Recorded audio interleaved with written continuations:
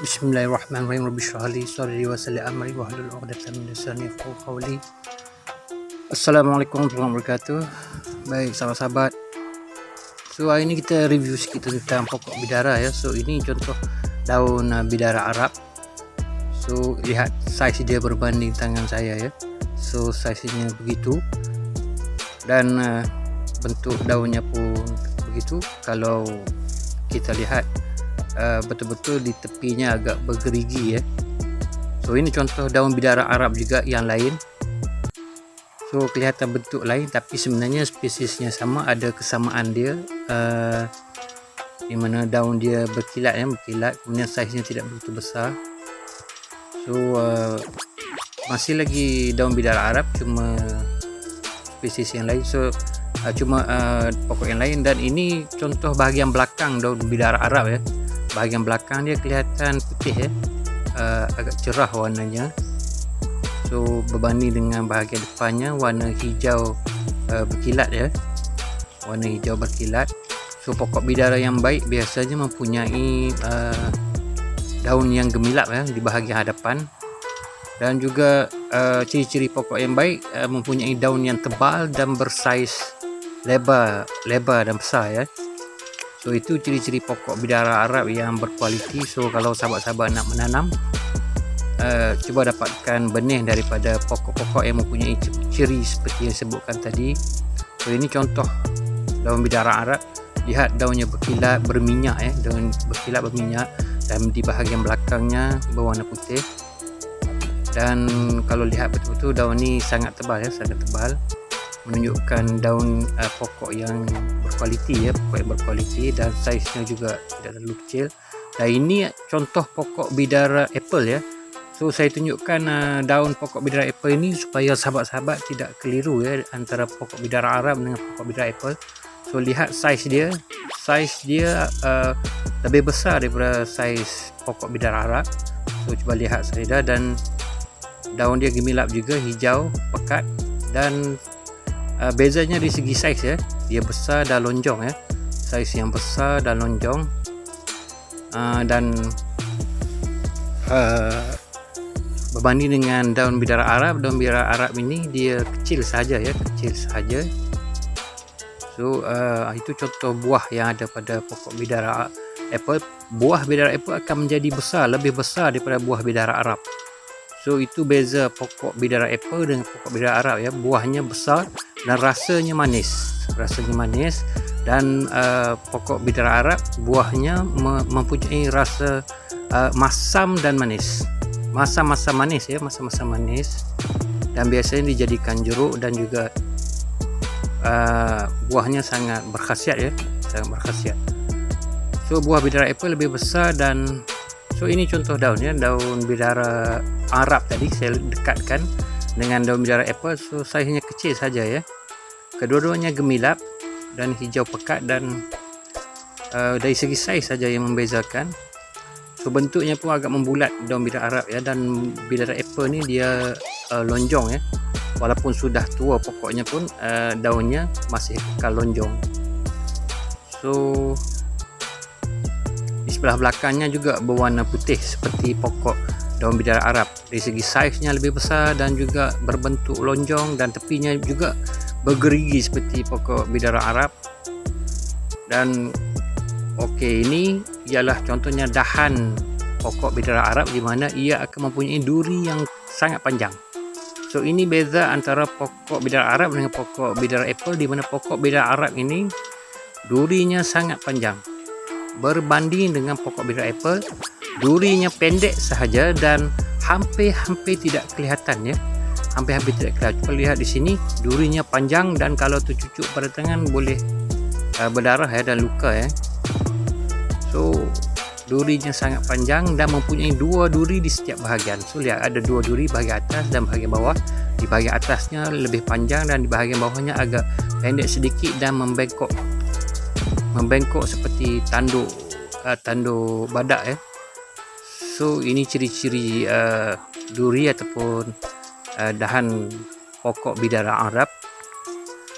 Dan durinya ada di setiap ruas ya, di setiap ruas pasti ada durinya. tak akan miss ya. So pasti akan dua duri, ada dua duri seperti ini di bahagian atas dan di bahagian bawah. So di bahagian atas meruncing, dia panjang tinggi seperti jarum, dan di bahagian bawah dia akan membengkok ya, dia akan membengkok seperti tanduk badak ya, tanduk badak ataupun tanduk kumbang ya. Dan dia akan ada di setiap ruas. Dan durinya jelas kelihatan, dan apabila tersentuh pada kulit kita, duri dia mudah menusuk ya, mudah menusuk ke dalam kulit kita ya. So perlu hati-hati apabila kita menyentuh dahan pokok bidara Arab. So ini contohnya dua, sebelah atas dan sebelah bawah ya, sebelah bawah tapi tak terlalu bawah, agak tepi sedikit. So dua duri pada setiap ruas dan durinya lebih panjang. So ini ciri-ciri pokok bidara Arab. So jangan tertukar ya pokok bidara Arab dengan pokok bidara apple. Pokok bidara apple durinya hampir tidak kelihatan, durinya pendek dan hampir tidak kelihatan. Dan kadang-kadang ada setengah-setengah pokok bidara apple itu langsung tak ada duri, tak nampak durinya. So ini contoh bidara apple. So ingat lagi daunnya tadi panjang besar. So cuba lihat, durinya tak kelihatan ya, terlalu kecil. Sebenarnya ada tapi terlalu kecil sehingga tidak kelihatan dan tidak membahayakan, dan dia jarang mencucuk tangan ya. So inilah ciri-ciri pokok bidara apple. So bidara apple ni buahnya besar dan rasa buahnya manis. So siapa yang suka makan buah bidara apple yang manis tu, yang besar macam apple tu, inilah pokoknya. Dan untuk mengetahui ciri-cirinya, lihat pada daun dan juga batangnya yang mempunyai duri yang pendek sahaja, yang hampir-hampir tidak kelihatan. So lihat di sini hampir tak kelihatan, di sini tak kelihatan langsung ya, bahagian ini tak kelihatan langsung durinya. So tak ada kelihatan duri pokok bidara ya pada bahagian dahan ini. So ini adalah ciri-ciri pokok bidara apple ya. Dan apabila kita dapat buahnya, nanti buahnya akan lebih besar. So tadi itu ialah durinya, tapi kecil saja ya, kecil dan hampir tidak kelihatan. So ini ialah pokok bidara Arab. So kalau ditanam dari benih yang saya jual, benihnya, so pokok akan tumbuh begini. Kalau lihat batangnya kecil sahaja, tapi bukan pokok ini ya yang akan membesar. Yang akan membesar ialah anak-anak pokok yang akan tumbuh kemudian. Selepas ini akan tumbuh anak-anak pokok. So ada banyak anak pokok yang akan tumbuh. So anak pokok yang paling berkualiti lah yang akan kita pelihara sehingga besar, sehingga menjadi pohon utama. So ini contohnya pokok yang saya tanam yang agak besar sedikit. So lihat di sini yang saya sentuh itu ialah anak pokok. So sebenarnya keempat ini ialah anak pokok yang tumbuh kemudian ya. So pokok asalnya sudah tidak ada di situ. So pokok asal sudah hilang dan tinggal anak-anak pokok saja, dan anak-anak pokok yang berkualiti lah yang akan tumbuh. Dan kalau kita biarkan keempat-empat anak pokok ini tumbuh, so pokok akan mempunyai 4 batang pokok ya yang tumbuh serentak ya. So kalau kita buang 3 anak pokok contohnya, tinggal 1 pokok saja, so dia akan kelihatan begini, 1 pokok sahaja.